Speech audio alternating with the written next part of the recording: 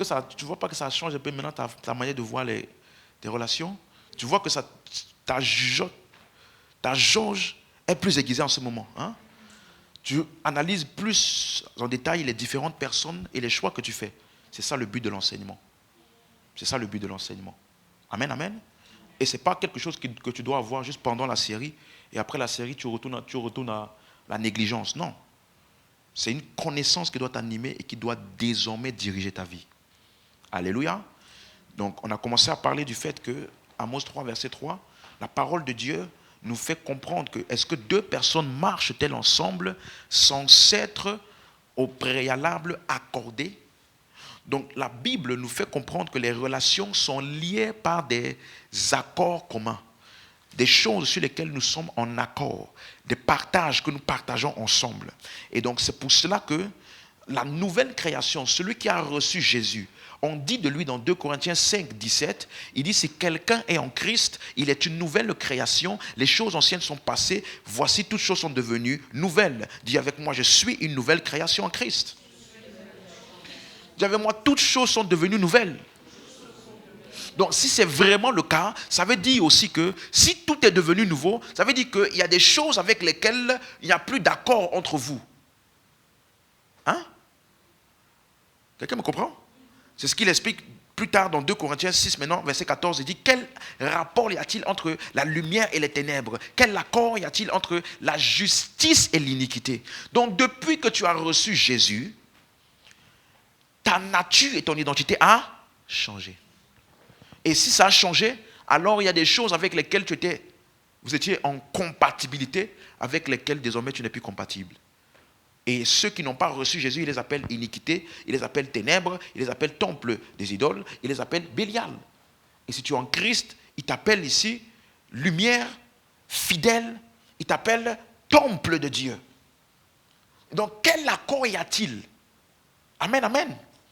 Donc, je ne peux pas tisser des relations et des amitiés proches avec des incroyants qui ne sont pas en Christ. Jacques chapitre 4, verset 4. Adultères que vous êtes, ne savez-vous pas que l'amour, l'amitié du monde est inimitié contre Dieu? Celui qui veut se faire ami du monde devient ennemi de Dieu. Donc, tu ne peux pas être en même temps ami de Dieu et ennemi du monde. Donc, ta relation avec Dieu, ton union à Dieu t'a fait te détacher du monde. Tu es avec moi? Donc c'est pour ça que quand tu es en Christ, 1 Jean 3, verset 2, il dit, bien-aimés, nous sommes maintenant enfants de Dieu. Nous sommes quoi? Maintenant nous sommes quoi? Enfants de Dieu. Donc tu es enfant de Dieu. Et on a vu ensemble que sur la terre, il n'y a pas que les enfants de Dieu. Il y a aussi les enfants du diable, les fils du diable, ceux qui ne croient pas. Jean 8, verset 44, il dit, vous avez pour père le diable et vous voulez accomplir les désirs de votre père. Donc ça veut dire que sur la terre, il y a des hommes qu'on appelle fils du diable. Éphésiens 2, verset 1, vous qui étiez morts par vos offenses et par vos péchés, dans lesquels vous marchiez autrefois, verset 2, selon le train de ce monde, selon le prince de la puissance de l'air, selon l'esprit qui agit maintenant dans les fils de la rébellion. Donc sur la terre, il y a des hommes qu'on appelle des fils de la rébellion, des fils de la désobéissance. Pourquoi? À cause de leur rapport à l'évangile. Ils n'y croient pas. Amen, amen. Amen. Donc, ça c'est les fils du diable. C'est les fils de la rébellion. Mais pour nous, toujours dans Éphésiens 2, au verset 18, il dit maintenant par Christ en qui nous avons cru, par lui nous avons accès au Père dans un même, auprès du Père dans un même esprit. Et au verset 19, il dit, ainsi nous ne sommes plus des gens, des étrangers, ni des gens du dehors, mais nous sommes des concitoyens des saints, des gens de la maison de Dieu. Donc aujourd'hui, nous sommes membres désormais de la famille de Dieu. Donc j'ai conclu en disant, il y a donc deux familles sur la terre aujourd'hui, c'est clair? Deux familles. Il y a la famille de Dieu, il y a la famille du diable. Et les deux familles ne coexistent, ne créez pas des relations proches parce que c'est incompatible. Comment peux-tu être un ami proche de quelqu'un qui rejette l'évangile qui est la source de ton salut? Explique-moi. Vous allez parler de quoi? Quelqu'un me comprend? Donc, pire encore, si tu te maries avec un incroyant, ça veut dire que c'est une relation encore plus proche. C'est pourquoi dans les Écritures, ce n'est pas encouragé et ce n'est pas appuyé par aucune Écriture qu'un chrétien qui veut se marier aille choisir son conjoint parmi la famille des incroyants. Non. Alléluia. Et je vous ai dit, la parole de Dieu n'évolue pas avec la culture, ni avec le temps. Tu es avec moi? Donc, en parlant du mariage, on a donc commencé à parler de cette relation qu'on appelle le mariage. Et on a dit que le mariage est entre combien de personnes? Deux personnes. Le mari et l'épouse. Et donc, dans cette relation mari-épouse, le mari est la tête, l'épouse est le corps. Et donc, il y a dans les Écritures des instructions claires concernant chacun dans cette union-là, dans cette relation. Chacun a une responsabilité et des choses qui sont attendues de lui. La femme étant le corps, elle doit être soumise à son mari, respectueuse. Alléluia. Et l'homme, il doit aimer. Il est la tête, il est le chef. Il est le mari. Et le mari, on a dit, c'est celui qui prend en charge, c'est celui qui prend soin, c'est celui qui aime. Donc, amen, amen. Donc, tu dois comprendre que ça n'évolue pas avec le temps. Tu sais qu'aujourd'hui, il y a des couples où c'est l'inverse. C'est la femme qui est le mari. Et c'est l'homme qui est la femme. Mais ça, c'est un dérèglement. C'est un dysfonctionnement.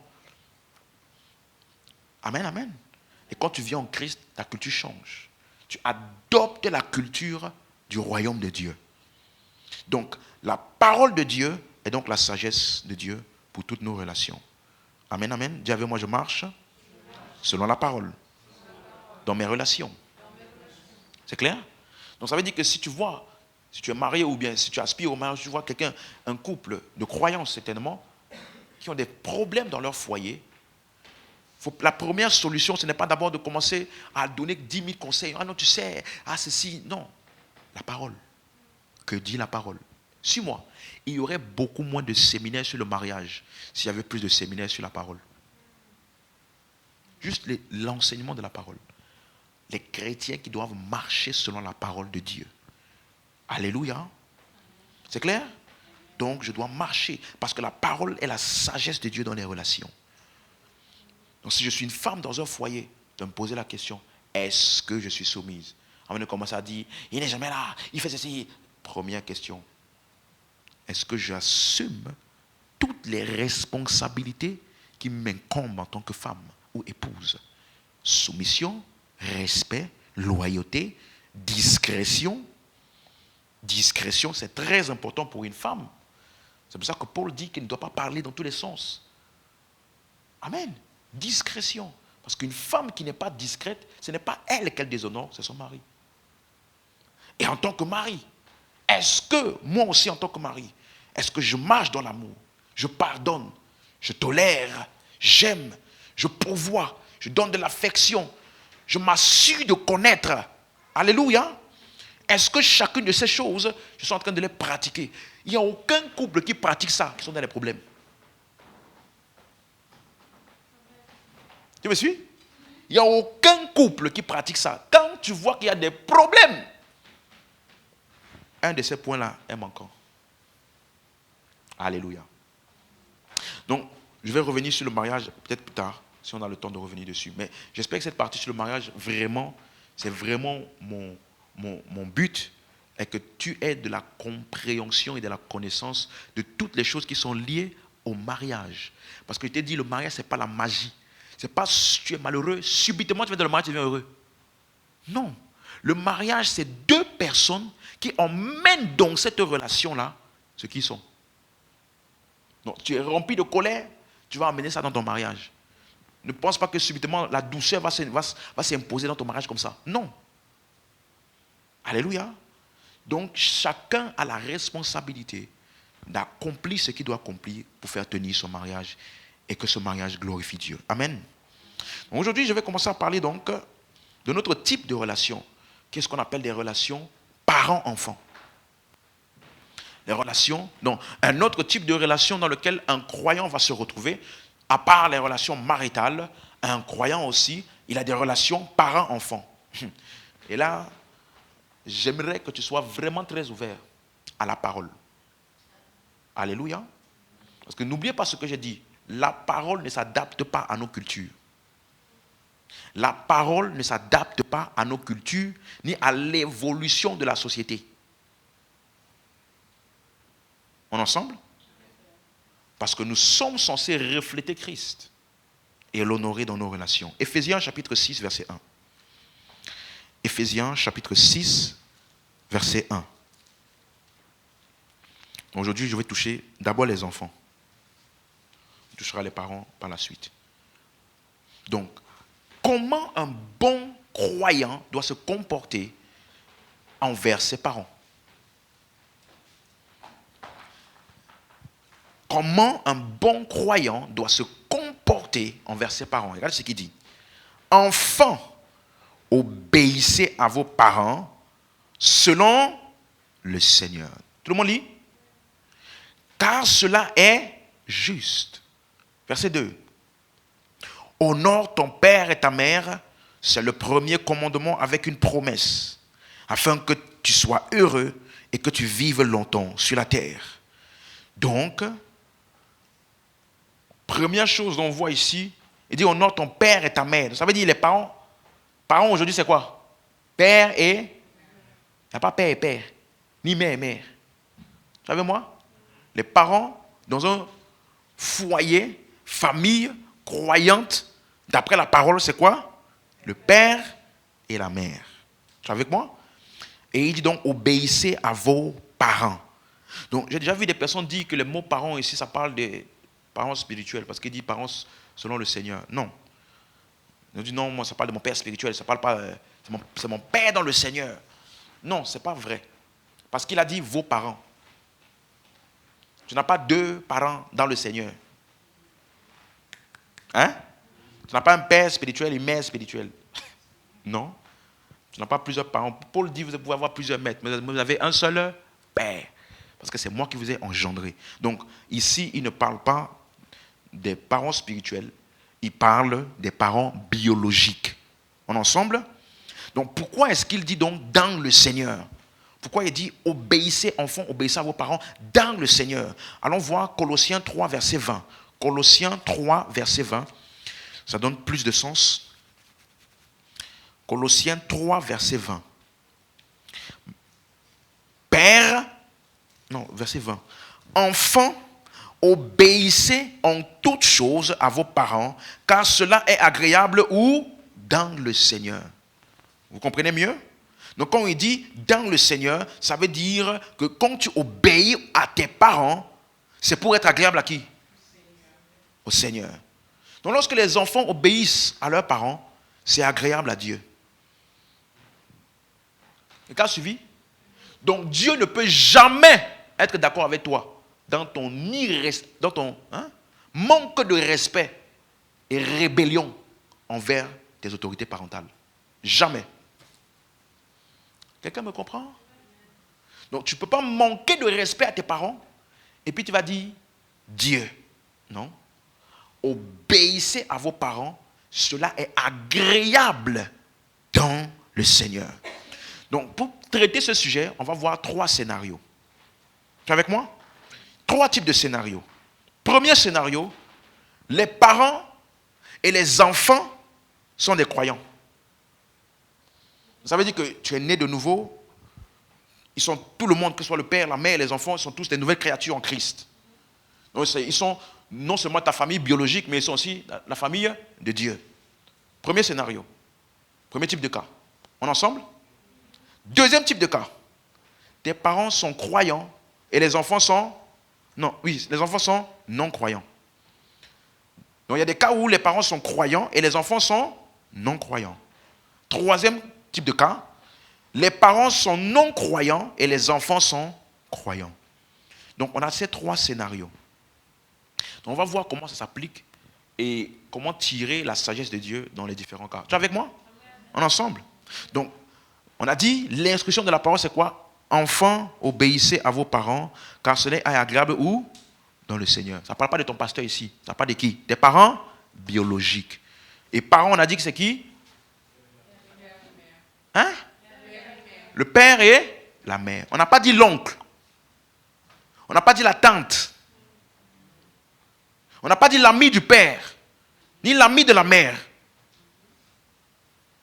Mais pasteur, on ne doit pas honorer nos tantes. Oui, tu dois les honorer, je n'ai pas dit le contraire. Mais l'instruction, parce qu'il y a des chrétiens, il y a des enfants, ils honorent plus leur tonton, leur tata, plus que leurs parents. Non, mais parce qu'il a fait ça pour moi à cette période de ma vie. Parce qu'il était comme ça avec moi. Je n'en disconviens pas. Mais la Bible ne donne pas une telle responsabilité d'honorer ton oncle dans le Seigneur. Ou ta tante. Il a dit qui? Enfants, soyez obéissants à qui? Hein? Non, il faut dire fort. Ah, merci. Je t'ai dit, la Bible n'évolue pas. Elle ne s'adapte pas. Donc, tu as la responsabilité d'obéissance, premièrement, avec qui? Les parents. Et le parent, c'est qui? Père et mère. Donc, tes parents biologiques. En grec, le mot parent, là, ça parle de celui qui t'a donné naissance. Mais c'est vrai que dans les Écritures, il y a d'autres types de parents. Paul, plusieurs fois, appelle Timothée mon enfant bien-aimé dans le Seigneur. Donc là, ce n'est pas des parents biologiques, n'est-ce pas? Tu peux voir ça dans 2 Timothée 2, verset 1, et dans 1 Corinthiens 4, verset 15. Il dit, Timothée, mon enfant bien-aimé. Mais dans Éphésiens 6 ou dans Colossiens 3 qu'on a lu, ça ne parle pas de ça. Ça parle des parents biologiques. Ça parle ici, écoute bien, de la personne qui t'a donné naissance physiquement. Donc, ça parle de tes parents biologiques. Amen. Amen, amen. Parce que, en écoutant ce que je dis, certains peuvent être confus ou confondre tout.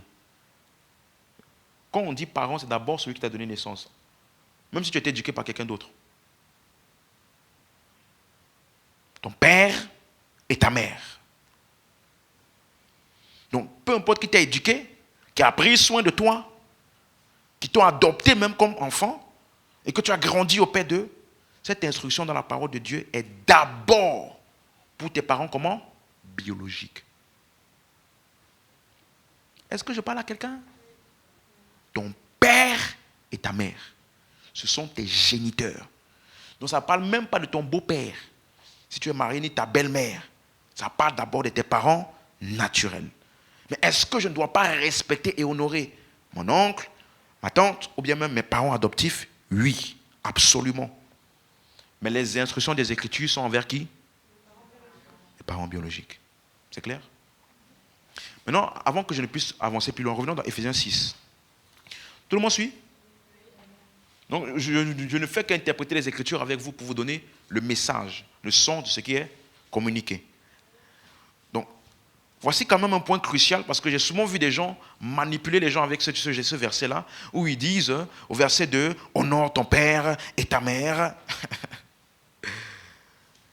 C'est le premier commandement avec une promesse afin que tu sois heureux et que tu vives longtemps sur la terre. Donc il te dit, si tu n'honores pas ton père, tu ne vas pas vivre longtemps. Non, ce n'est pas de ça qu'il parle ici. Ici, note bien le verset 2. Quand il dit honore ton père et ta mère, Paul n'est pas en train de parler ou de donner un avis. Il est en train de citer un verset qui existait déjà dans la parole ou dans l'Ancien Testament. Quelqu'un comprend? Donc c'est comme si je te donne une instruction et je te dis, il est écrit ça. Donc le verset 2 et le verset 3, ce n'est pas Paul qui donne une instruction, il est en train de citer un verset des Écritures qui est en train d'illustrer l'instruction qu'il donne. Donc ce que toi tu dois obéir, c'est à l'instruction. Le verset est pour illustrer ou appuyer l'instruction qu'il donne.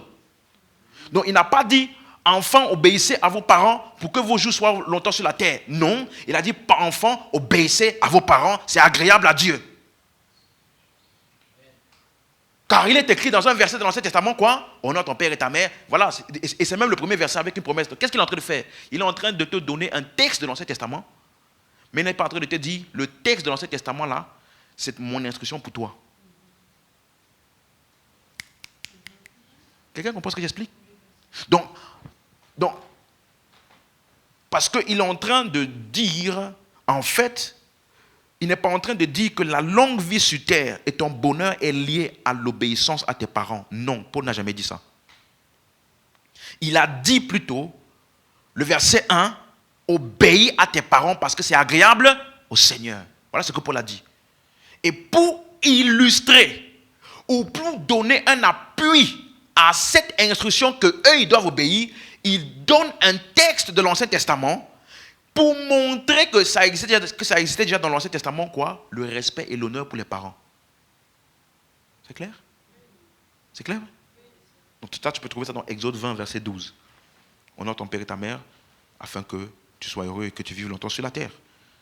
Donc, Paul a appelé ça le premier commandement avec une promesse. Donc, il y a des personnes qui utilisent ça pour enseigner que pour que Dieu te bénisse, tu dois obéir à tes parents doivent donner une bénédiction spéciale pour toi. Ce n'est pas vrai. Ce n'est pas vrai. Et ça ne transporte même pas l'esprit du Nouveau Testament. Parce que dans le Nouveau Testament, Paul ne peut pas dire ça ici au verset 6, de dire que tu vas être heureux, tu vas être béni quand tu vas obéir à tes parents. Il ne peut pas dire ça. Parce qu'il avait déjà dit dans Éphésiens chapitre 1, verset 3, béni soit Dieu, le Père de notre Seigneur Jésus-Christ, qui nous a bénis de toutes sortes de bénédictions spirituelles dans les lieux célestes en Christ. Donc, il t'a déjà dit que tu es béni. Il ne peut plus reconditionner ta bénédiction par l'obéissance à tes parents. Quelqu'un comprend? Donc, Éphésiens 1.3, qu'est-ce qu'il dit? Éphésiens 1.3, béni soit Dieu, le Père de notre Seigneur Jésus-Christ, qui nous a bénis. Qui nous a bénis ou qui nous bénira? De toutes sortes de bénédictions spirituelles dans les lieux célestes. Où? Donc c'est parce que tu es en Christ que tu es béni. Pas parce que tu obéis à tes parents. Donc en vrai, nous n'obéissons pas pour être bénis. Nous obéissons à nos parents parce que nous sommes déjà bénis en Christ. Nous sommes bénis pour obéir. Ça veut dire que le fait que nous sommes bénis en Christ et que nous sommes en lui, sa nature est en lui, sa nature est en nous, alors cette nature nous donne la capacité d'obéir. Donc c'est parce que nous sommes déjà bénis des bénédictions spirituelles. Nous sommes en lui. Il est en nous. Sa nature est en nous. Donc, on peut obéir. Nous n'obéissons pas pour être bénis. C'est clair pour quelqu'un ici? Dis avec moi, je suis béni pour obéir. C'est clair maintenant? Revenons dans Éphésiens 6. Donc il n'est pas en train de dire, si tu n'obéis pas à tes parents, tu ne vas pas être heureux sur la terre, tu ne vas pas vivre longtemps. Non, ça ne parle pas de ça du tout. Alléluia. Donc c'est pour cela que tu vas voir, on a lu tout à l'heure, n'est-ce pas, Colossiens 3, verset 20, n'est-ce pas, où il dit, enfants, obéissez à vos parents, car c'est agréable dans le Seigneur. Il n'a pas mentionné pour que tes jours soient heureux sur la terre. Il n'a pas mentionné non plus pour que tu vives longtemps. Vous comprenez? C'est pour te montrer que dans Éphésiens, il avait mentionné ça comme une illustration d'un texte de l'Ancien Testament qui prônait déjà l'honneur pour les parents. Pour te dire, ça existait déjà dans l'Ancien Testament. Donc, obéis. Clair? C'est clair jusqu'ici pour tout le monde? Donc, je n'obéis pas à mes parents pour vivre longtemps. J'obéis pour plaire à Dieu. C'est agréable à Dieu. Ça n'a rien à voir avec une bénédiction. Amen, amen. Parce que tu as déjà la nature de Dieu. Paul dit ça dans Éphésiens 4, 24. Nous avons été créés selon Dieu dans une justice et une sainteté que produit la vérité. Donc l'homme nouveau là, que nous sommes devenus, on a vu ensemble, n'est-ce pas, c'est quelqu'un en Christ, il est une nouvelle créature. Donc l'homme nouveau est créé selon Dieu, dans une justice et sainteté que produit la vérité. Donc cet homme nouveau peut obéir à Dieu, peut marcher selon sa parole. Donc j'ai la capacité de marcher dans l'honneur envers mes parents, dans le respect et l'honneur envers mes parents, parce que je suis une nouvelle création. Amen, amen. Donc, quelle est la leçon que nous tirons de ce texte de l'Ancien Testament? C'est quoi? Je dois honorer, respecter, considérer, traiter comme important qui? Mes parents. Donc, aucun chrétien irrespectueux ne marche dans la volonté de Dieu. Aucun chrétien irrespectueux envers ses parents ne marche dans la volonté de Dieu. Il y a des gens aujourd'hui, quand on t'entend parler à tes parents, on a l'impression que tu parles à ton petit frère. Il dit A, tu dis B. On dit C, tu dis H. E. Tu réponds. Ce n'est pas le caractère de Christ. Amen. Et Dieu n'est pas d'accord avec toi dans ça. Ce n'est pas agréable à Dieu. Alléluia. Donc chacun d'entre nous doit toujours considérer ses parents et lui donner du respect. Dans la manière dont nous parlons, dans la manière dont nous nous conduisons envers eux. Amen. Donc tu dois placer tes parents dans une place de traitement spécial. Ça implique des choses simples, comme prendre soin des choses dans la maison. Je me rappelle une fois, le pasteur Chris donnait un exemple de comment il est allé une fois voir un de ses disciples chez lui.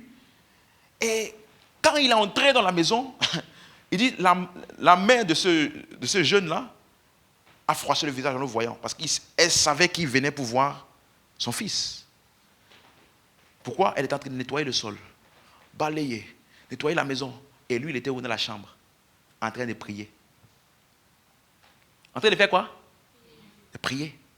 C'était toi qui allais dire, mais c'est des choses spirituelles. Il a dit, hein? Ta mère est en train de nettoyer le sol, tu pries. Et à 10h, 11h, tu pries encore. Sors, va l'aider. Tu ne donnes pas un bon exemple en faisant ça. Prière là, c'est le matin.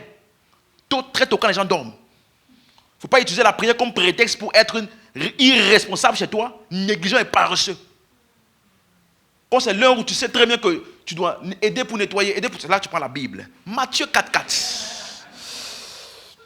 Je médite. N'utilise pas les activités spirituelles comme un prétexte pour être un mauvais exemple. Est-ce que je parle à quelqu'un? Non, tu ne dois pas négliger les tâches chez toi. C'est du manque de respect, c'est un mauvais témoignage. Ce n'est pas un bon témoignage. Et un enfant de Dieu doit montrer donc du respect pour ses parents. Peu importe ton niveau intellectuel, écoute-moi. Même si tes parents n'ont pas fait de grandes études, même si tes parents ne parlent pas bien français, tu ne dois pas montrer dans ton langage et la manière dont tu parles avec eux que tu te sens supérieur. Même si maintenant tu gagnes plus d'argent qu'eux. Mais n'oublie pas qu'il y a un jour, tu étais vulnérable et ils ont pris de tout ce qu'ils avaient pour s'occuper de toi. Tu me suis? Un jour tu étais vulnérable. Si tu n'es pas sûr, va regarder les histoires des enfants qui sont abusés. Jetés de foyer en foyer. Des enfants qui ont subi toutes sortes de choses étant enfants. Parce que quand tu es enfant, tu es impuissant, vulnérable. Donc si tu as eu un parent qui, malgré ta vulnérabilité, a pris soin de toi, a pris de son temps, son énergie, ses revenus, tout ce qu'il avait pour s'assurer que tu grandisses, tu ne peux jamais cracher dessus. Tu ne peux jamais parler n'importe comment parce que tu es en train de cracher ou bien de déshonorer quelqu'un qui a été une main par laquelle Dieu est passé pour t'élever. Peu importe, même s'il est musulman, il est hindouiste, il est occultiste, il est tout ce que tu veux.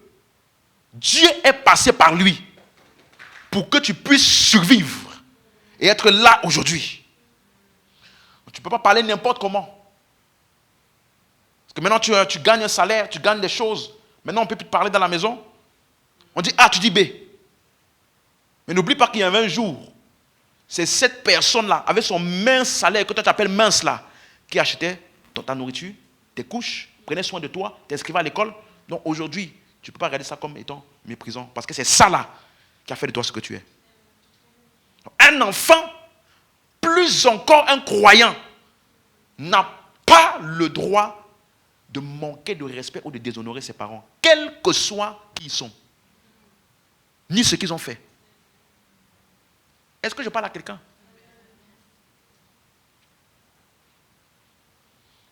Donc, à cause de ça, tu dois garder du respect.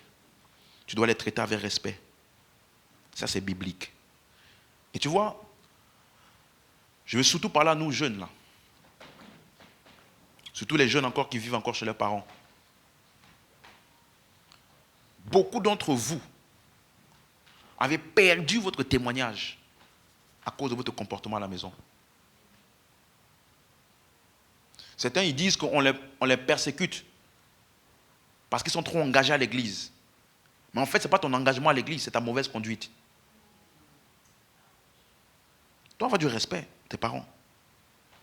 Même pour toi, tu es marié, tu dois montrer à ta femme que tu respectes tes parents.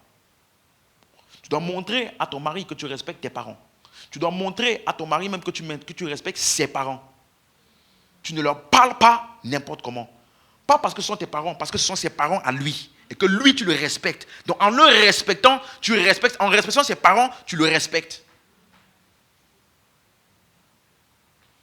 Tu ne peux pas parler à ma mère, à mon père, de manière agressive. Si tu es marié à moi, tu viens de me parler mal. En parlant mal à eux là, c'est à moi que tu as parlé mal. Quelqu'un me suit? Le respect envers les parents. Tes parents te rendent visite, tu ne vis plus chez eux, tu es marié même, tes parents te rendent visite, tu dois rendre cette visite-là spéciale. Tu dois les traiter bien. De sorte que quand ils repartent là, ils disent waouh, j'ai été bien reçu. Je me sens honoré d'être venu rendre visite à mon fils. Ça là, ça fait plaisir à Dieu. Pas un repas aigri. Ils ne m'ont pas parlé, ils ne m'ont pas fait ceci. Ta mère, ton père vient te rendre visite et repart en murmurant. Ça ne fait pas plaisir à Dieu. Ça ne fait pas plaisir à Dieu. Moi, je suis venu chez eux, même pas me laisser asseoir, ils m'ont reçu à la porte. Ça va, hein? Mais ça existe aujourd'hui. Ouais, t'es venu faire quoi? En plus, tu n'as même pas prévenu que tu venais. Tu n'as pas prévenu. Aujourd'hui, la société a évolué, ça a évolué aujourd'hui. On appelle, on demande si je suis disponible avant de venir.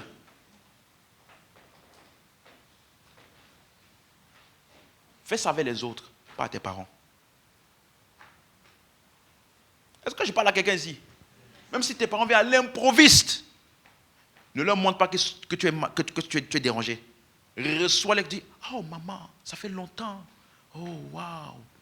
La chambre là. La chambre des enfants là. Quand ma mère vient chez moi, la chambre là, c'est la chambre des enfants, on enlève tout. Les enfants vont dormir avec nous, c'est pas grave. Mais au moins qu'elle ait un endroit où elles se sentent à l'aise. Bien reçu. Je ne veux pas la laisser dormir avec les enfants. Parce qu'elle va dormir à 3h du matin, l'enfant va venir.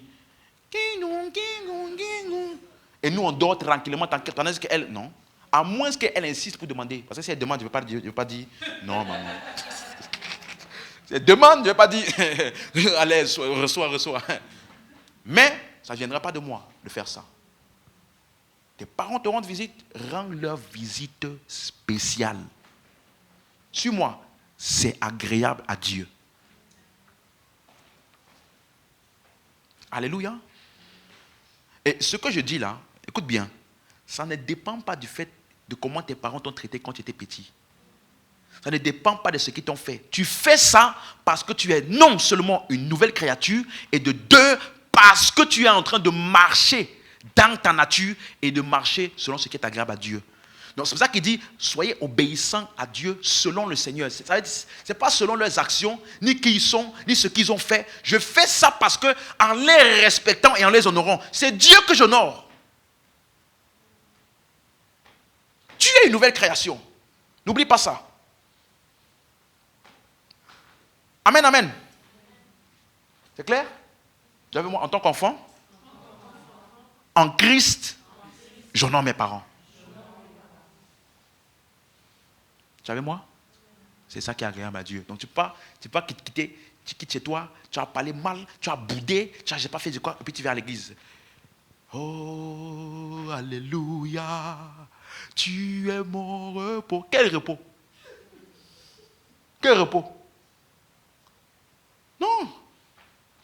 Tu peux pas être au repos si tu le déshonores. Amen. Écoute-moi. Quel que soit ce que tes parents t'ont fait. Ce n'est pas à cause d'eux, c'est à cause de Dieu que tu fais ce que tu dois faire selon la parole. Maintenant, laissez-moi faire une petite distinction. Parce que quand on dit obéissez, enfants, obéissez à vos parents, maintenant, laisse-moi te donner une distinction à ça.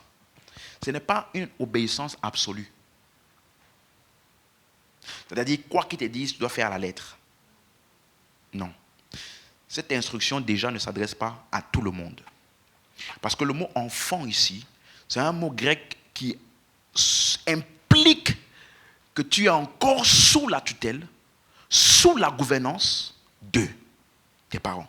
Sous la responsabilité de tes parents. Donc, tu vas voir ça. Paul fait cette distinction, par exemple, dans Galates chapitre 4, verset 1. Galates chapitre 4, verset 1. Ouvrons ensemble. Galates chapitre 4, verset 1.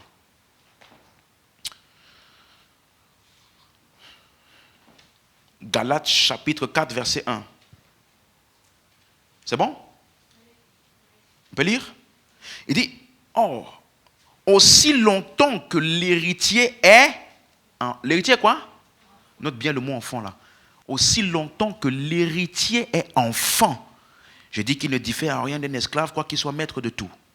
Mais il est sous. Tu as vu ça? Parce qu'il est enfant, il est encore sous des tuteurs et des administrateurs jusqu'au temps marqué par le Père. Donc ici, l'apôtre Paul fait référence au fait que, qu'en tant qu'enfant, tu es un héritier. Ça veut dire que tu es né d'eux et tu as droit à l'héritage, tu as droit, voilà. Mais, quand tu es encore enfant, tu es encore sous tutelle. Tu es sous tutelle. Donc ça veut dire que tes parents ont encore la responsabilité de prendre soin de toi. Tu es sous la tutelle. Ils te logent, ils te nourrissent, ils pourvoient à tes besoins. Donc ils ont la responsabilité de prendre soin de toi. Et tu sais quoi? Quand tu es dans ce cas-là, tu as la responsabilité de faire quoi? Obéir. Obéir. Est-ce que vous avez vu que jusqu'à maintenant, avant que je ne touche ce point maintenant, à chaque fois je disais honorer, respecter, honorer tes parents, respecter. C'est maintenant que tu touches obéir, pour que tu comprennes à qui ça s'adresse d'obéir là. Ils te logent, ils te nourrissent, prennent soin de toi. Tu dois répondre à ça par l'obéissance. C'est ça que je disais à quelqu'un une fois, il voulait désobéir à ses parents par rapport à certains points. Et je lui ai dit, mon ami, aussi longtemps que tu es sous leur toit, qui te loge, c'est eux qui te donnent l'argent de poche, mon ami, tu vas te soumettre. Et tu vas obéir à l'instruction qui dit aux enfants, obéissez à vos parents. Maintenant, ça ne veut pas non plus dire que même si tu es dans ce cas, c'est une obéissance absolue. Il y a une exception. Il y a une exception. Dans les Écritures, par exemple, si tu lis Romains 13, tout le chapitre, tu vas voir qu'il y a des endroits où il parle du fait que nous devons obéir aux autorités du pays. Donc un croyant doit être un bon citoyen, n'est-ce pas? Mais tu vas voir dans les Actes des Apôtres, si tu lis par exemple, ouvrons Acte 4, verset 19, regardez un texte. Acte 4, verset 19.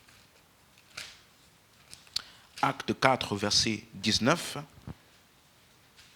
Non, plutôt verset 18. 18 à 20. Acte 4, verset 18. Et les ayant appelés,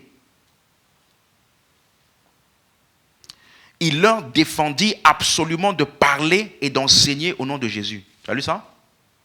Donc les apôtres, puisqu'ils ont fait le miracle, ils ont guéri l'homme qui était boiteux, ils ont été arrêtés par les souverains sacrificateurs et ils ont défendu de parler et d'enseigner au nom de Jésus. Ce sont des autorités, n'est-ce pas? Et la Bible dit qu'on doit obéir aux autorités. N'est-ce pas? Mais regarde ce qu'ils ont dit. Verset 19. Pierre et Jean leur répondirent, jugez s'il est juste devant Dieu de vous obéir plutôt qu'à Dieu. Tu as vu? De vous obéir plutôt qu'à Dieu, car nous ne pouvons pas ne pas parler de ce que nous avons vu et entendu. Donc, en d'autres termes, ça veut dire que c'est Dieu qui est la plus grande autorité. Donc, si jamais il y a une autorité à laquelle je dois obéir, qui me demande quelque chose qui est en désaccord ou contraire à la parole de Dieu, là, par contre, en obéissant à cette instruction qui est contraire à la parole de Dieu, je suis en train de désobéir à Dieu. Jugez-vous même s'il est mieux d'obéir à vous plutôt qu'à Dieu. Donc, il y a des instructions que quelqu'un peut te donner qui sont contraires à la parole de Dieu. Je ne dois pas obéir à ça. Mais même dans cette désobéissance à l'autorité, je dois le faire de manière respectueuse. Pas rude et irrespectueuse. C'est clair? C'est clair? Est-ce que tout le monde comprend la distinction de ce que j'explique? Donc, aussi longtemps que tes parents sont responsables de toi, qu'est-ce que tu dois faire? Obéir. Il y en a, ils sont irrespectueux, parlent mal, boudent, font des caprices. Mais tu prends quand même l'argent pour te nourrir et même pour venir à l'église. Ça, c'est ironique, hein? Tu parles mal, tu boudes, et puis tu prends l'argent pour manger, et puis venir à l'église. Ça, c'est un manque de sagesse. Donc, laisse-moi te donner, donc, on va voir un scénario dans la Bible qui va bien illustrer cette distinction entre quand tu es parent sous tutelle et quand tu es enfant, sous tutelle, et quand tu es un enfant toujours, mais tu n'es plus sous tutelle. Tu vas voir qu'il y a une distinction dans les choses que tu dois faire envers tes parents. Quelqu'un avec moi? Donc, ça veut dire que moi, par exemple, je n'ai plus aucune obligation aujourd'hui d'obéir à mes parents. Moi. Pourquoi? Ou de faire tout ce qu'ils me demandent de faire, comme ils me demandent de faire, quand ils veulent. Parce que je ne suis plus un enfant. C'est-à-dire, je ne suis plus sous leur tutelle, ni sous leur garde, ni responsabilité. Et note bien ça. Ne plus être un enfant, ça ne dépend pas de l'âge. Non, note ça, c'est bien important. Parce que tu dis non, moi j'ai déjà 20 ans, moi j'ai déjà 30 ans, moi j'ai déjà 40 ans, moi je ne suis plus un enfant. Ce n'est pas l'âge. Non, c'est la maturité. Parce que l'âge ne veut pas forcément dire maturité. Il y a des personnes qui ont un âge adulte, mais quand tu vois son raisonnement, sa mentalité et le comportement, tu comprends qu'ils ne sont pas différents des enfants.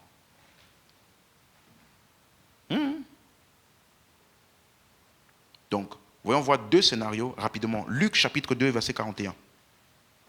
Luc chapitre 2, verset 41. J'espère que tout le monde est très attentif à l'enseignement de ce soir. Luc 2, verset 41.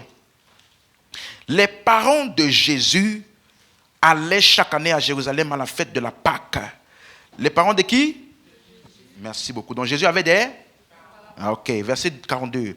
Lorsqu'il fut âgé de 12 ans, ils y montèrent selon la coutume de la fête.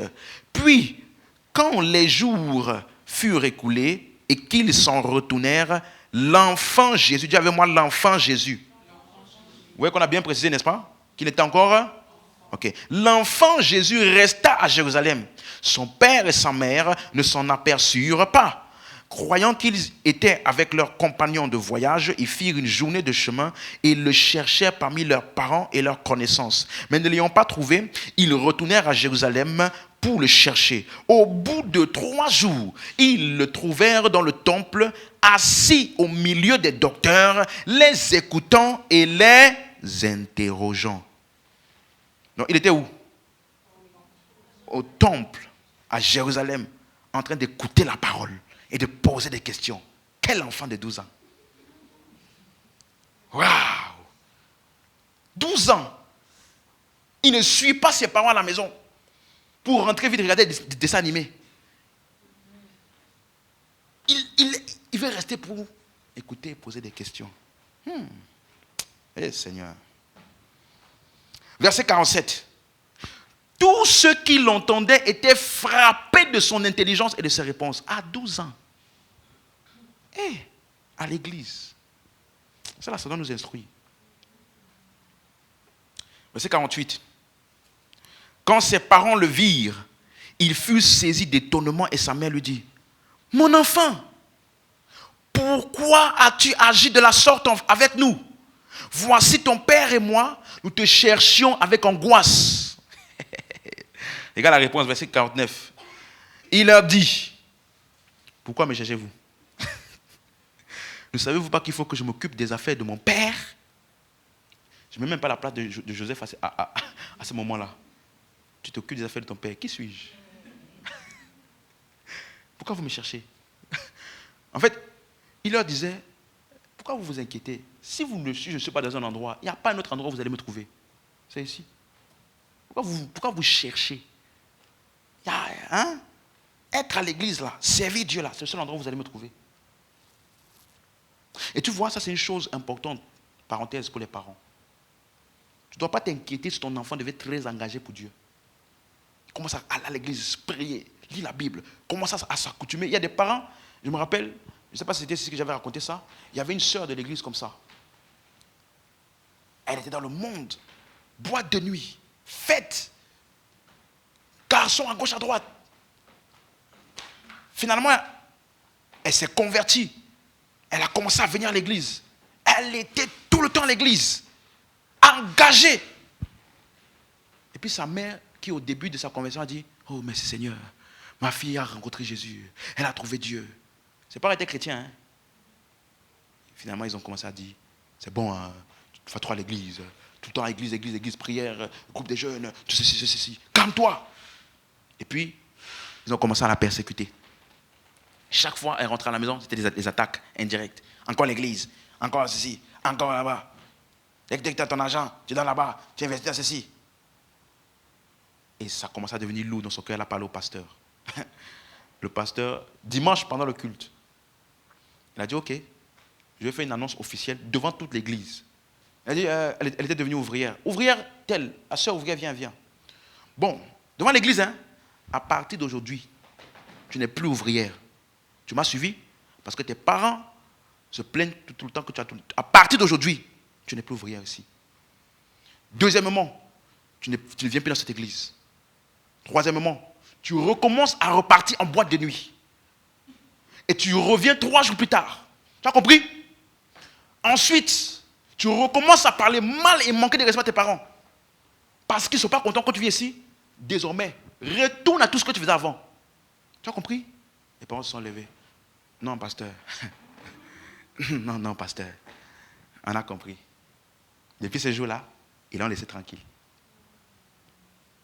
Il y a des parents, ton enfant s'engage pour les choses de Dieu.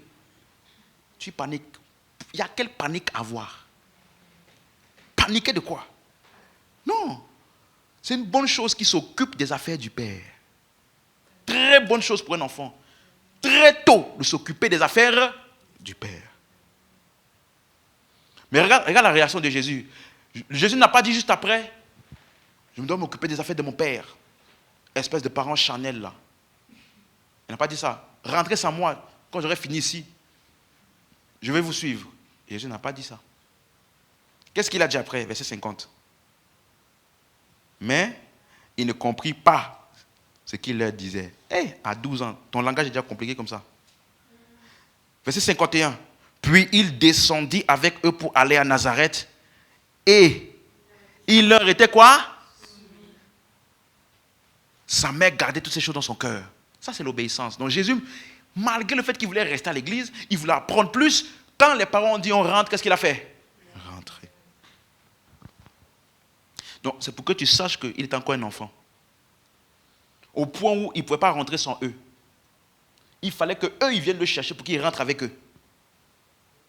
Et il est parti au temple avec eux. Donc c'est pas ses parents l'accompagnaient au temple. Pour que tu comprennes qu'il était encore quoi? Un enfant. Il ne pouvait pas se déplacer seul. Donc il était soumis. Quelqu'un me suit? Donc, même si ses parents n'avaient pas forcément raison de le faire rentrer parce qu'il était en train d'apprendre, qu'est-ce qu'il a fait? Il a obéi. Maintenant, plus tard, quelqu'un avec moi? Plus tard, vous allez voir,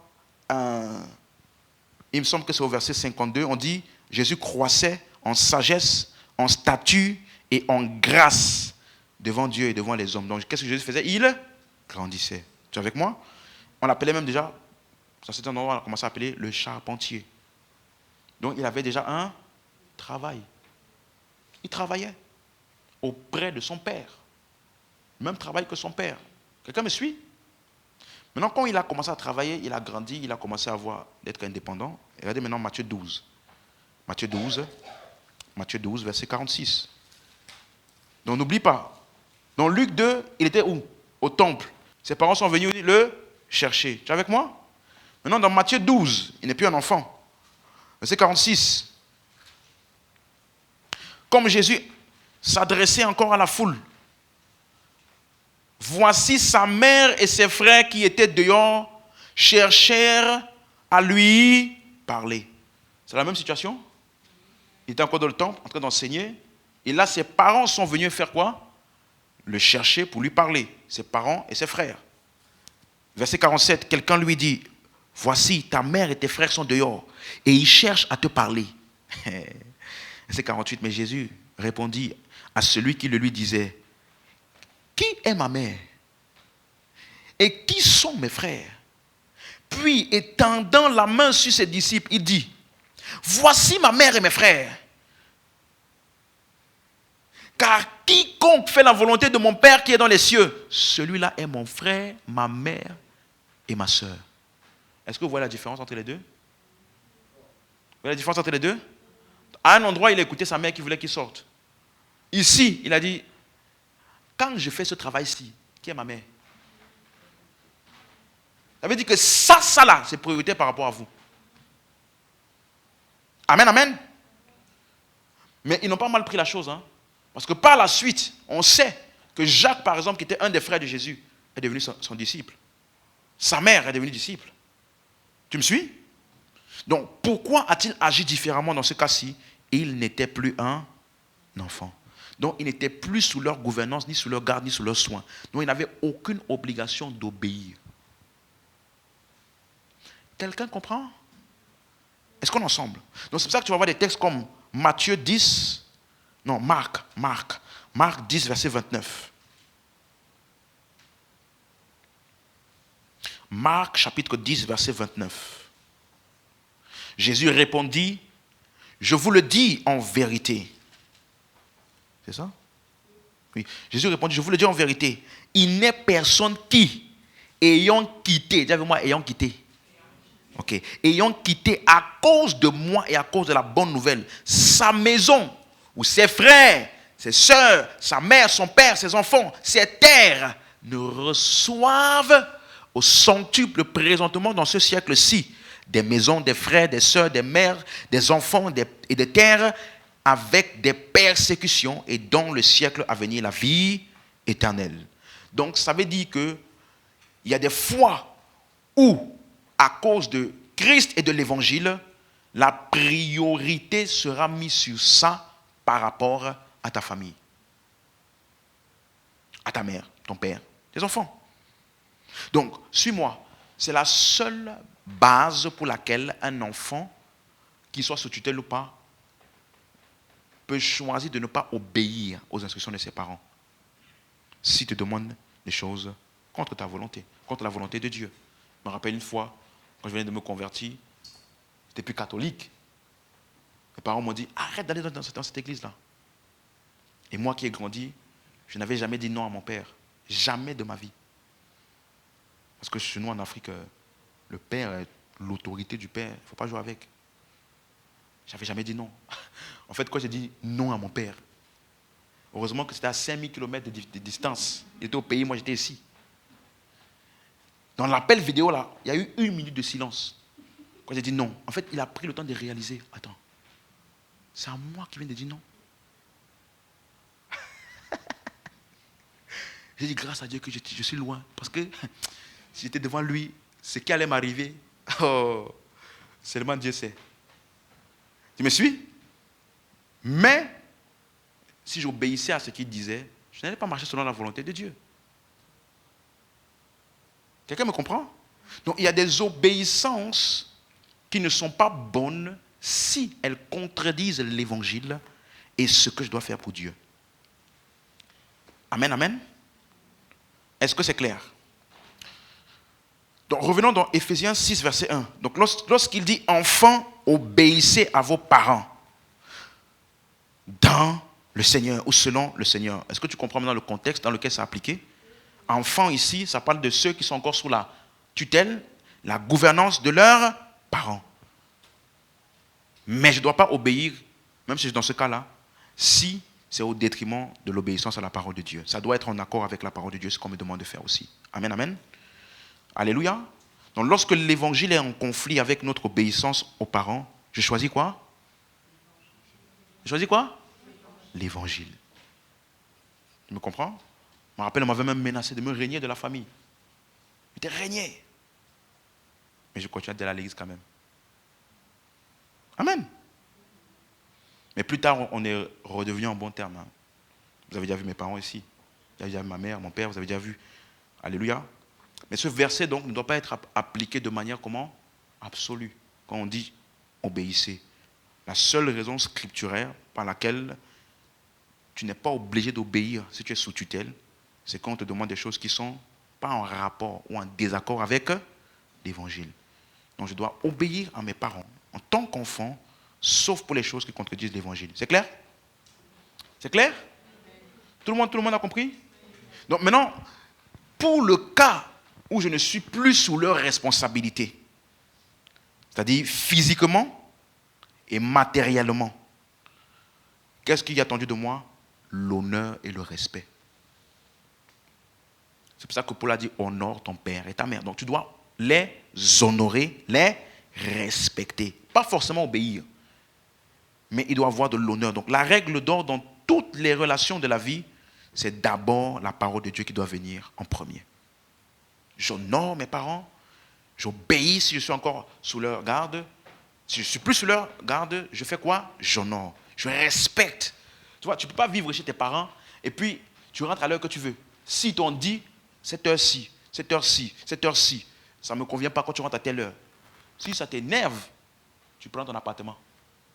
Mais si tu restes sous leur toit, tu ne dois pas rentrer à l'heure que tu veux, comme tu veux, faire ce que tu veux, et puis on me persécute. On ne te persécute pas. Tu vis comme un indépendant dans une condition de dépendant.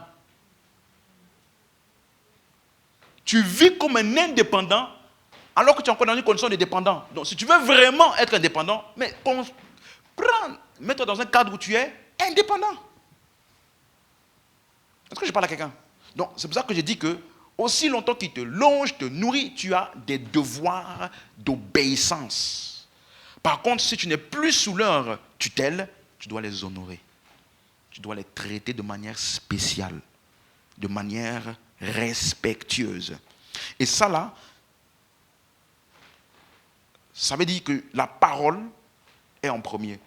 Donc les seules choses pour lesquelles je ne respecte pas, que je n'obéis pas, c'est quoi? Si on demande des choses qui sont contraires à la parole. Et ça même en tant que mari ou femme. Si tu es marié et que, on va supposer à un non-croyant, tu t'es converti après le mariage, tu dois respecter ton mari, n'est-ce pas? Tu dois respecter. Mais jamais ça implique de désobéir à la volonté de Dieu. Ton mari te dit, je ne veux plus te voir prier. Qu'est-ce que tu fais?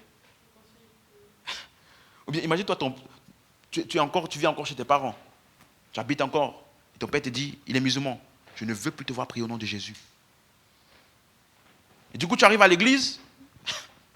On dit, priez, tout le monde priez. Toi, tu restes bouche fermée. Pourquoi tu ne pries pas, frère? Mon père a dit que je ne dois plus prier au nom de Jésus. Et la Bible dit, enfants, obéissez à vos parents. Tu as oublié un détail. Selon le Seigneur. Quelqu'un me suit maintenant? Donc, ça veut dire, sauf pour les choses qui sont contraires à l'évangile. Donc, si je ne suis plus sous les responsabilités, alors je dois rester respectueux. Donc, c'est pour ça que j'ai dit tout à l'heure, des fois, certains jeunes qui vivent des persécutions de la part de leurs parents, c'est par rapport à leur mauvaise attitude ou attitude. Ça veut dire, des fois, tu es irrespectueux. Est-ce que je parle à des jeunes ici? Suis-moi bien, écoute-moi bien. Certains sont paresseux. Paresseux. Elle dit, ils ne se préoccupent de rien chez eux. Est-ce que c'est nettoyer là-bas? Est-ce que c'est branger? Est-ce que rien. Pour eux, c'est juste Dieu, évangile, Bible, évangile, église, évangile, prier, tout ça. Non, ce n'est pas bon. Ce n'est pas un bon témoignage que tu donnes. Quelqu'un comprend ce que j'explique? Donc, si tu es repris à cause de ça, ce n'est pas une persécution. On est en train de te reprendre et te corriger pour une mauvaise attitude. Amen. Je me rappelle à l'époque, elle est là, hein, quand nous étions à l'église, ma femme, il y avait beaucoup de jeunes filles qui restaient longtemps à l'église. Dès que le culte finissait là, elles restaient, elles nettoyaient, elles faisaient beaucoup de choses. Mais elle, dès que le culte finissait, elle était partie.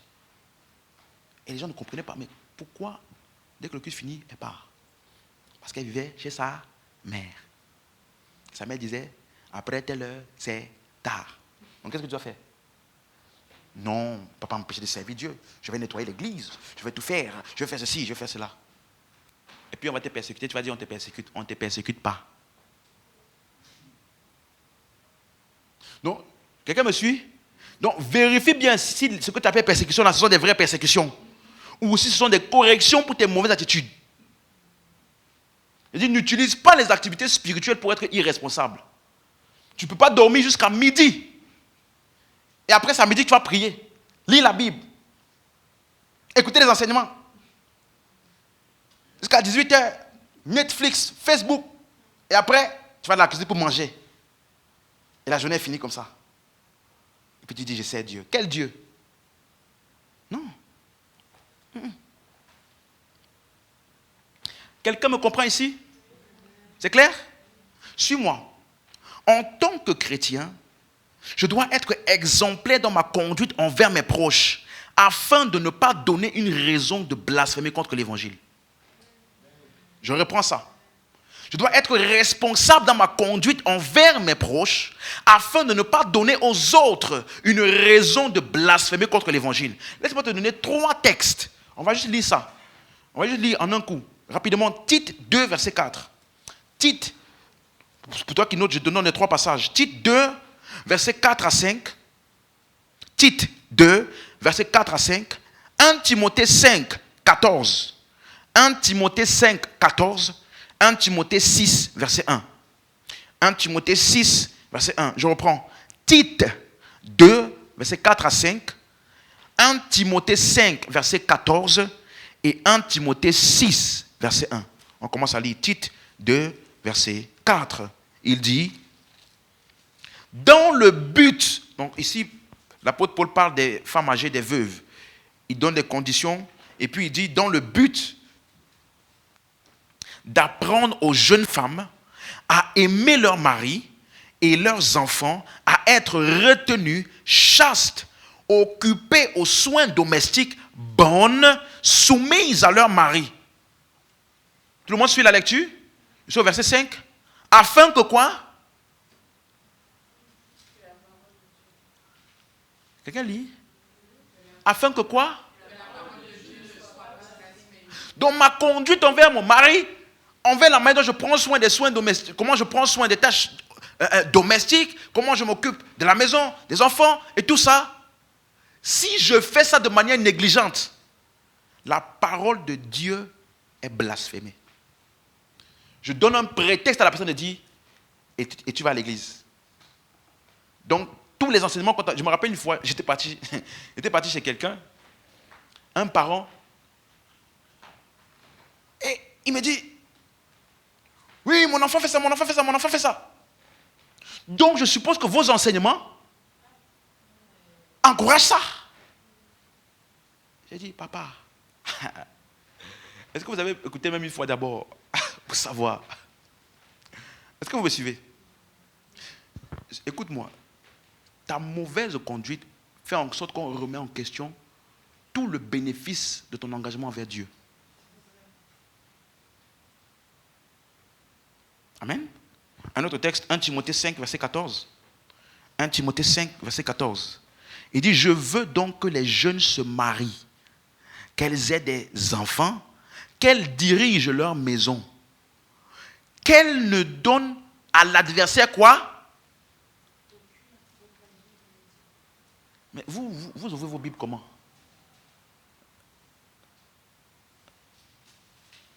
J'ai donné les passages déjà, non? Vous écrivez encore les passages. J'ai dit 1 Timothée 5, 14. On peut lire, c'est bon? Non, je reprends. Je veux donc que les jeunes se marient, qu'elles aient des enfants, qu'elles dirigent leur maison, qu'elles ne donnent à l'adversaire quoi? Aucune occasion de médire. Donc ça veut dire que, pourquoi je prends ces exemples-là? Parce que ça te montre comment tu te comportes où? À la maison. Ça parle pour la femme, ça parle aussi des enfants, ça parle du mari. Donc, tu peux donner. En fait, il y a des gens qui te persécutent et qui te médisent. Parce que c'est toi-même qui leur tends la perche. Toi-même qui leur tends la perche. On me suit. Dernier texte, 1 Timothée 6, verset 1. 1 Timothée 6, verset 1, c'est juste après, le chapitre après. Que tous ceux qui sont sous le joug de la servitude regardent leur maître comme digne de tout honneur, afin que le nom de Dieu et la doctrine ne soient pas quoi? Blasphémés.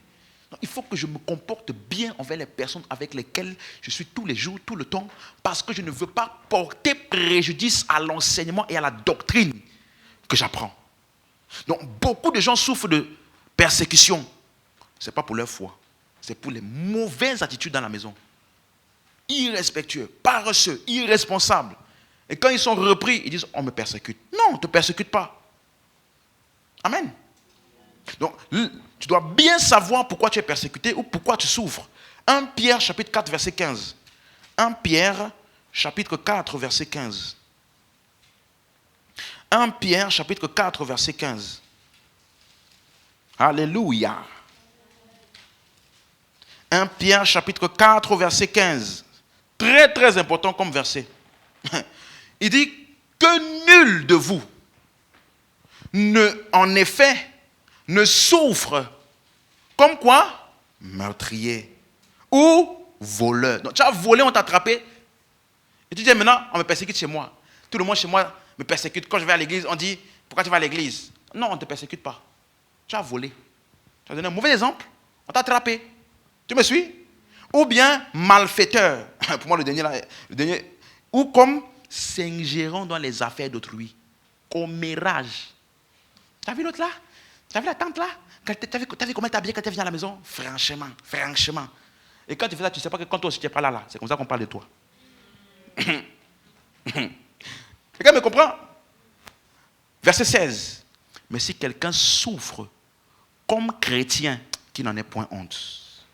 Et que plutôt il glorifie Dieu à cause de ce nom. Donc tu dois savoir pourquoi tu souffres. Il dit que tu peux souffrir comme meurtrier, bandit, voleur, tu peux aussi souffrir comme chrétien. Mais les deux, c'est la souffrance. Donc identifie bien quelle est la source de ta souffrance. Tu peux souffrir pour mauvais caractère. Il y a des enfants, des jeunes irresponsables, négligents, inconscients, pas sérieux. Tes enfants, tes parents ont payé tes études. Ils ont payé une formation pour toi. Ils t'ont trouvé un travail quelque part. Ils t'ont trouvé une recommandation. Ils ont payé tes études, ta formation. Et toi, tu ne prends pas ça au sérieux. Quand c'est le temps d'étudier, tu vas évangéliser. Tu évangélises, tu pries, tu vas à l'église, tout ça. Et tu n'as pas le temps ni d'étudier. Et alors tu échoues. Et quand tes parents sont fâchés contre toi, ils te punissent. Tu ne vas plus, tu ne sors plus. Tu dis, on me persécute, désolé, pasteur, je ne peux pas venir. C'est la persécution chez moi à la maison. Je dis, ce n'est pas la persécution. C'est ta négligence et ton manque de sérieux. Il n'y a aucun parent qui envoie son enfant à l'école, qui l'envoie dans une formation, dans un cursus, et l'enfant échoue par négligence. Et le parent va dire, c'est pas grave. Tu as déjà vu ça? C'est rien. Au moins tu gagnes les âmes. Même si c'est mon propre enfant, avec lequel on est parti évangéliser. Quand on revient de l'évangélisation là, pourquoi tu as échoué? On a fait pourquoi tu as échoué? La prière ne remplace pas ton étude. Quand c'est la veille des examens où tu dois te préparer, il ne faut pas aller prier. Il faut étudier. Parce que ce n'est pas Matthieu 4,4 que tu vas compléter à ton examen. Il y a des gens qui sont insensés. Ils sont des examens, ils viennent à l'église, on va prier pour ton stylo. Tu crois que le stylo sur lequel on a prié là, subitement le stylo il va cocher la bonne case. Qui était le premier homme qui est allé sur la lune? Tu ne connais pas, hein? Tu n'as pas étudié. Seigneur, le stylo là est béni. La case sur laquelle je vais toucher, ça sera ça. Essaye, tu vas voir. Et quand tu vas venir là, je vais aussi te réprimander. Non. Tu dois gagner les âmes. Tu dois servir Dieu. Tu dois aussi réussir à l'école. Tu dois aussi réussir dans ta carrière. L'un n'est pas contradictoire avec l'autre. Il y a des gens, c'est soit tu es extrémiste, soit tu as faim à l'école, tu ne vas plus à l'église. Non, parce qu'en ce moment, c'est l'école, c'est le travail. Ou alors, dès que tu es dans les choses de Dieu, tu as faim, tu négliges tout. Pourquoi tu n'es pas équilibré? Ce n'est pas soit l'un ou soit l'autre, c'est les deux ensemble. Ça, c'est un bon chrétien. Parce que dans les Écritures, il y a des instructions pour servir Dieu. Il y a aussi des instructions pour toi dans ton travail. Il y a des instructions pour toi dans ta maison. Il y a des instructions pour toi dans ton foyer. Ça veut dire que Dieu suppose que tu es un bon au travail, tu es un bon dans le service de Dieu, tu es un bon à la maison, tu es un bon en tant que parent, tu es un bon en tant qu'enfant. Tu dois être bon partout. L'un ne doit pas être un prétexte pour être mauvais dans l'autre. Est-ce qu'on est ensemble? Donc c'est pour ça que je demandais à quelqu'un, je disais à quelqu'un une fois, il me disait, oui, tout le temps tu parles, service, servir Dieu, service, servir Dieu, ministère, faire les âmes, gagner les âmes. J'ai dit, du coup, j'ai l'impression que, en fait, j'ai plus le temps pour mes enfants, j'ai plus le temps pour ma famille, j'ai plus le temps pour rien, mon travail. En fait, je dois juste faire ça. J'ai dit, tu ne peux pas dire, parce que j'ai mis Dieu en priorité. J'ai dit, tu ne peux pas mettre Dieu en priorité en désobéissant à sa parole. Tu es un mauvais employé, tu n'obéis pas à la parole de Dieu. Donc, comment tu as mis Dieu en priorité en désobéissant aux instructions qui s'adressent aux employés envers leurs employeurs? Parce que bientôt, je vais toucher ça aussi. Tu ne peux pas me dire que tu as mis Dieu en priorité en étant un parent irresponsable envers tes enfants. Quelle priorité tu as mis sur Dieu? Sa parole est là. Mettre Dieu en priorité, c'est mettre sa parole au-dessus. Donc, dans mon travail, je suis exemplaire. Je pratique la parole là-bas. Dans ma maison, pas sous prétexte que je suis pasteur de l'église, je vais être maintenant négligent à la maison, ne plus prendre soin ni de mes enfants, ni de ma femme, ni de personne. Je n'ai plus le temps pour personne. Je suis comme un étranger. Non.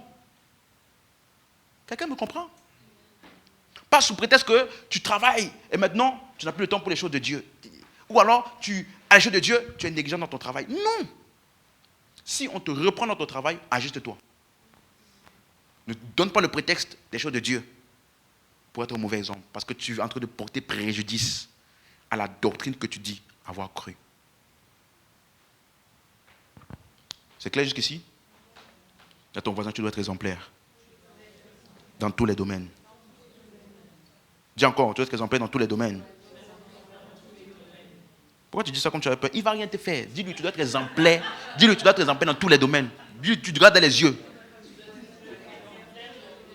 Tu peux pas venir ici à l'église et puis tes parents se plaignent de toi. Ou bien tes frères se plaignent de toi. Que tu es mal éduqué. Tu parles mal. Personne ne peut te parler. Dis encore à ton voisin, sois exemplaire. Dans tous les domaines. On est ensemble. C'est clair, hein? Donc, suis-moi. Un enfant de Dieu doit donc être exemplaire. Tu vis chez tes parents, tu ne peux pas dormir jusqu'à midi. Après, tu te réveilles, tu vas sur les réseaux sociaux. Tu es en train de porter un déshonneur envers le Christ dans ta maison. Parce que ceux qui n'ont pas le Christ que tu dis sont plus responsables que toi. Du coup, est-ce qu'ils auront envie de suivre ton Christ qui te rend irresponsable? Je dois être exemplaire. Je dois m'imposer ça pour ne pas porter préjudice au message auquel j'ai cru. Femme mariée, tu ne peux pas dire je suis trop fatigué. Tu dors, tu ne t'occupes plus de ton mari, de la maison, parce que tu es fatigué, tu es paresseuse. C'est une honte. C'est une honte. Tu ne peux pas être un homme, tu dors tout le temps. Tu es au chômage et tu dors. Comment tu fais? Ton sommeil est paisible dans le chômage. Comment tu fais? Ça dit, là maintenant tu dors, on a l'impression que tu gagnes 50 000 euros par mois. La qualité de ton sommeil là, ça dit tu dors et puis seulement te réveilles. Oh! C'est une honte. Ce n'est pas le reflet de Dieu ça. Un enfant de Dieu ne peut pas aimer la paresse. Dis ça à ton voisin. Je suis très sérieux. Ça là, tu dois combattre ça comme un démon. C'est même un esprit. La paresse là. C'est un esprit qui possède certains chrétiens. Tu es possédé de paresse. Ça veut dire, tu fais 2 minutes de travail, tu es déjà essoufflé. 2 minutes de quelque chose, tu es essoufflé déjà. Ah ouais, j'ai la flemme. J'ai la flemme. Et puis les chrétiens parlent comme ça. Là, j'ai la flemme, j'ai la flemme. Mais pourquoi tu n'es pas allé? Pourquoi tu n'es pas venu à l'église aujourd'hui? Vas-y, j'ai la flemme. Vas-y. Mais tu n'as pas eu la flemme de te réveiller très tôt pour aller au travail, parce que tu sais que la flemme, là, à la fin du mois, ton salaire aussi aura la flemme. Tu sais ça? Donc subitement, tu as la force pour te réveiller, pour venir à l'église. J'ai la flemme. Nettoyer la maison, ranger. Tu vis chez tes parents. Tu ne peux pas être un enfant en grandissant. Tu vis chez tes parents. Ta mère fait tout. Tu ne fais rien. C'est pour ça qu'aujourd'hui, chez moi, je n'ai pas de problème à des fois nettoyer, faire la vaisselle. Tu sais pourquoi? Parce que chez nous, même si tu avais l'intention de dormir, tu ne peux pas. Tu ne peux pas. Tu vas sentir simplement que ta couverture n'est plus là. Oh. 6h, 6h30, tu sens déjà que la couverture n'est plus là. Déjà, 6h, 6h30, salon, on va prier.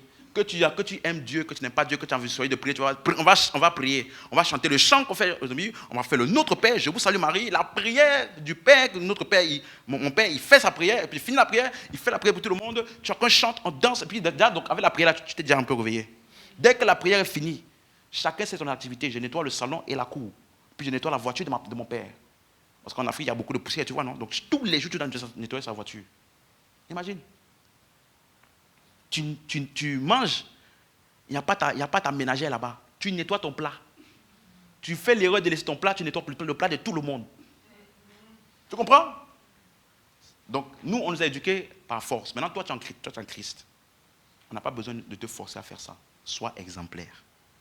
Des fois, tu te réveilles plus tôt. Des fois, tu vas même en avance. Tu sais que c'est ta mère qui fait souvent ça. Tu fais. Qu'est-ce que tu es en train de faire? Tu es en train de donner une bonne image du message auquel tu as cru. Afin qu'il n'y ait aucun prétexte de calomnier ce message-là. Donc, paresse à proscrit à tout prix. À chasser comme les démons. Homme ou femme. Un homme paresseux, comment? Déjà, tu connais un homme paresseux? Si jamais il te dit, je voudrais t'épouser. Dès qu'il dit t'époux, tu es déjà parti. Tu ne laisses pas finir sa phrase. Même chose pour une femme paresseuse. Non, tu ne peux pas. Alléluia. Donc je résume. Envers les parents, si je suis sous leur tutelle et dépendant d'eux, je dois faire quoi? Obéir. Et si je ne suis plus sous leur tutelle, je dois faire quoi? Honorer. Honorer, respecter. Donc tu n'as pas... Tu vois, quand je dis que tu n'es plus un enfant, ce n'est pas à toi de dire, moi je ne suis plus un enfant, hein, je ne suis plus un enfant. En fait, généralement, quand tu as besoin de rappeler que tu n'es plus un enfant, c'est parce que tu l'es encore. Parce que quand tu n'es plus, ça se voit. Non, ça se voit, il y a des choses, des attitudes, des initiatives que tu prends et des choses que tu choisis de prendre en charge. On sait que là ça c'est quelqu'un qui a grandi. Ce n'est plus un enfant. Et suis-moi, toute personne qui prend soin de toi a autorité sur ta vie. Toute personne qui prend soin de toi a autorité sur ta vie. Tu peux m'avoir 40 ans, tu es toujours un enfant. Parce que tu dépends de tes parents, c'est eux qui te nourrissent, qui te logent, qui font tout ce que tu veux. Donc toute personne qui prend soin de toi a autorité sur ta vie. Et dans ces derniers temps-là, 2 Timothée, laisse-moi terminer par ça, 2 Timothée 3, verset 2. 2 Timothée 3, verset 2. Il y a un des traits de ce que Paul a appelé les derniers jours. Et tout enfant de Dieu doit combattre cet esprit-là. C'est un esprit du siècle présent qui est dans les derniers jours, qui amène les personnes à avoir certaines attitudes. Et tu vois comment ça se répand de plus en plus. Regarde ce qu'il dit, 2 Timothée 3, verset 2. Est-ce que tout le monde a trouvé pour qu'on puisse lire ensemble? C'est bon? Il dit, verset 1.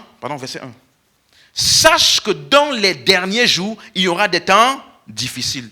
Dans les quoi? Dans les derniers jours. Nous sommes dans les derniers jours. Regarde ce qu'il dit. Verset 2. Car les hommes seront égoïstes. C'est un des traits des derniers jours. Les hommes seront égoïstes, amis de l'argent. Les hommes sont prêts à faire tout pour l'argent. Tuer quelqu'un pour l'argent. Ça, c'est le trait des derniers jours. Fanfarons, hautains, blasphémateurs, rebelles à leurs parents. Ça, c'est un trait des derniers jours. Des enfants, regarde juste autour de toi. Un parent, je regardais une émission et je me suis dit, mais c'est vraiment le monde à l'envers. Nous, à notre époque, quand il y avait des bêtises, c'était les enfants qui pleuraient à cause de la ministration par l'esprit que les parents donnaient. De nos jours, ce sont les parents qui pleurent à cause des bêtises des enfants. Parce qu'ils ne savent plus quoi faire. Une femme au supermarché. L'enfant a crié. Il a mis sa main comme ça au début du rayon. Tu vois le rayon, boîte de conserve, il a mis sa main. Il a couru, sa mère était avec son caddie. Il a couru loin là-bas derrière. Au début du rayon, il a mis sa main comme ça. Il a tout renversé. Sa mère lui dit, arrête de faire ça, à quoi tu fais ça? Il se couche par terre, il crie, il tourne par terre. Et sa mère là. Au bout d'un moment, tu vois juste la mère, les larmes coulent. Donc les enfants font des bêtises aujourd'hui et les parents pleurent. Alors que nous, à notre époque, dès que tu fais la bêtise, en fait, tu viens de te rendre compte que tu as fait une bêtise, tu pleures déjà. Non, tu comprends? Mais en fait, ce qui va t'arriver te fait plus pleurer déjà que même quand la chose t'arrive. Parce que quand la chose t'arrive, tu as déjà tellement pleuré qu'il n'y a plus les larmes. Quelqu'un me suit? Donc, mais aujourd'hui, tu vois les parents dans l'erreur, ils pleurent. J'en ai marre de toi, j'en ai marre de toi. Il faut l'envoyer dans un endroit là. Il ne veut pas dire ici en public. Une semaine, quand il va revenir, il sera sage. Tu vas croire qu'il a reçu le Saint-Esprit. Oh. Est-ce que tu me suis? Mais n'oublie pas, ça là, c'est un des traits des derniers jours. Rebelles à leurs parents. Donc, toi qui es en Christ, tu n'as pas le droit de céder à ça. Donc, Dieu ne peut jamais être avec toi si tu es dans la désobéissance aux parents. Et laisse-moi dire ceci, si tu es en mauvais terme avec tes parents, et vous ne vous parlez pas depuis des années, et que ça dépend de toi, tu as des choses à faire, règle ça vite. Dieu n'est pas avec toi dans ça. Il n'y a aucune parole de Dieu, rien que tu vas faire pour excuser ça. Peu importe ce que le parent a fait. Peu importe. Vous ne parlez pas? Tu vois son numéro dans ton téléphone? Ça te fait mépris? Ça ne vient pas de Dieu. Parce que tu n'as pas plus souffert que Jésus à la croix, en train d'être percé sur le côté. Et après il dit, pardonne-leur. Tu n'es pas plus que Jésus. Tu n'as pas souffert plus que lui. Donc il n'y a aucune excuse que tu as assez suffisante pour garder l'offense, la colère et la haine envers tes parents. Ce sont tes parents. Peu importe qui ils sont et ce qu'ils ont fait. Est-ce que je parle à quelqu'un? Tu dois honorer tes parents. Il n'y a aucun verset qui appuie le déshonneur envers ses parents parce qu'ils avaient fait ça. Ça n'existe pas. Tu dois les honorer. Ça, c'est la parole de Dieu. Tu obéis et même lorsque tu es adulte, tu fais quoi? Tu honores. Que tes parents soient chrétiens ou pas. Alléluia. Donc quand il dit dans Genèse 2, 24, l'homme quittera son père et sa mère et s'attachera à sa femme et les deux deviendront une seule chair. Donc ça te montre déjà que quand tu es marié, tu n'es plus sur aucune obligation d'obéir à tes parents parce que tu as quitté. On est d'accord? Donc quand tu es plus sous leur tutelle, qu'est-ce que tu dois faire? Honorer. Donc par exemple, si ma mère me dit, j'ai un programme, j'ai quelque chose, je vais te voir ici demain, à telle heure, toi et ta femme, venez ici. Je n'ai pas l'obligation d'obéir à ça. Le temps où elle avait le droit et l'autorité de me dire ça est déjà révolu. Je peux venir, hein, par respect, mais je n'ai pas l'obligation de le faire. Je peux lui dire, non, je viendrai plutôt tel autre jour. Ok? Mais je ne dois pas être déshonorant ni irrespectueux. Amen. Tu quittes ton père et ta mère et tu t'attaches. Et c'est ce détachement-là peut t'attacher à ton mari ou à ta femme qui fait le mariage. Donc ça te montre déjà, parenthèse encore, que le mari ou la femme doit être indépendant des parents. Tu ne peux pas être marié avec quelqu'un, tu es l'homme, le mari, et puis ma maman a dit, je ne peux pas sortir à telle heure. Ma maman a dit, non, frère, ça veut dire que tu es encore un enfant, peu importe ton âge. Donc, un homme, une des caractéristiques d'un homme qui est prêt pour le mariage, c'est qu'il est indépendant. Émotionnellement, physiquement, financièrement. On avait vu ça, n'est-ce pas? Donc, je n'ai pas dit par la foi. Hein. Non, je suis détaché par la foi. Non, ce n'est pas par la foi. Je me rappelle une fois, il y a un jeune homme, il est venu pour demander une sœur en mariage à son père.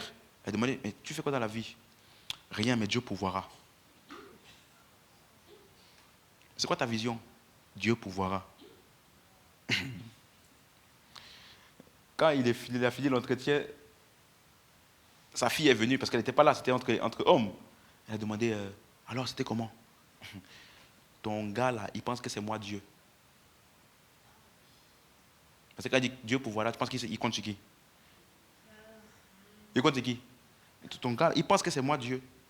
Donc quand vous allez vouloir sortir, prendre un appartement, mariage, tout ça là, il pense que c'est moi qui vais financer.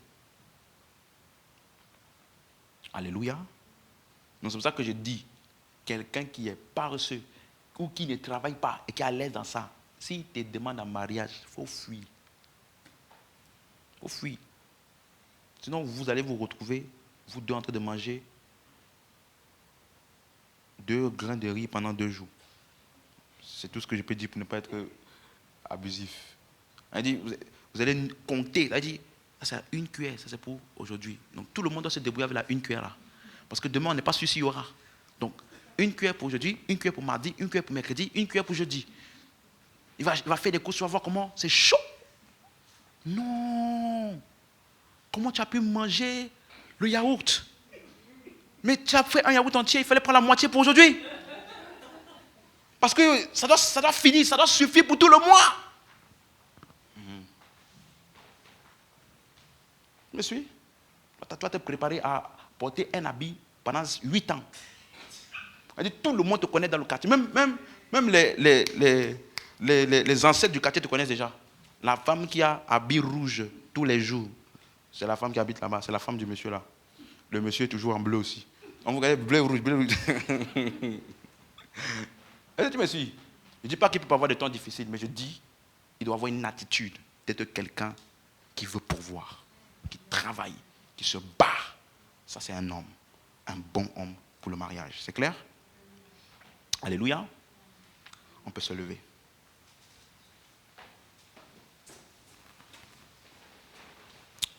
Gloire à Dieu. Donc, je résume les 2 points majeurs de ce soir. Un enfant doit obéir s'il est sous tutelle. Et s'il n'est plus sous tutelle, qu'est-ce qui est attendu de lui? Honorer et respecter. Il n'y a aucun avantage venant de Dieu ou de l'Esprit de Dieu si tu es en rébellion contre tes parents.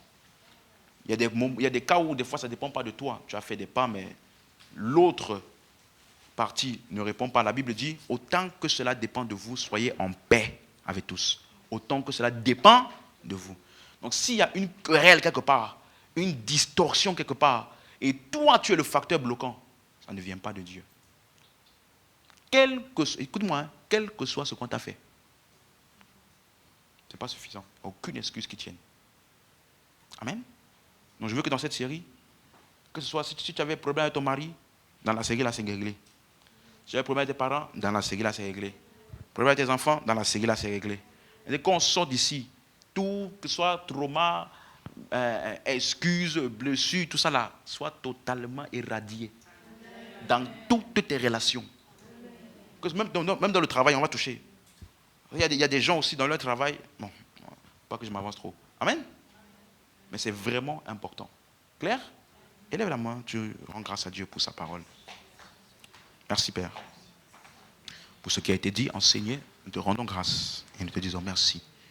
Merci pour l'intelligence spirituelle, la sagesse de l'esprit dans nos relations qui nous donne de fonctionner et de marcher d'une manière digne de toi et t'étant entièrement agréable. Merci de ce que, en cette série, ce ne sont pas juste des informations qui sont communiquées, mais ça crée des vrais ajustements dans nos relations, dans nos foyers, dans nos familles, dans nos relations, dans nos amitiés. Merci de ce que le ministère du Saint-Esprit agit durant tout ce temps pour amener conviction dans les cœurs vis-à-vis de ta volonté, pour que nous puissions marcher dans cette volonté, dans chacune de nos relations. Et là où il y avait des points de réticence pour certains, amène plus de clarté et de lumière, pour que nous puissions nous ajuster à ta volonté, dans le nom de Jésus-Christ. Amen.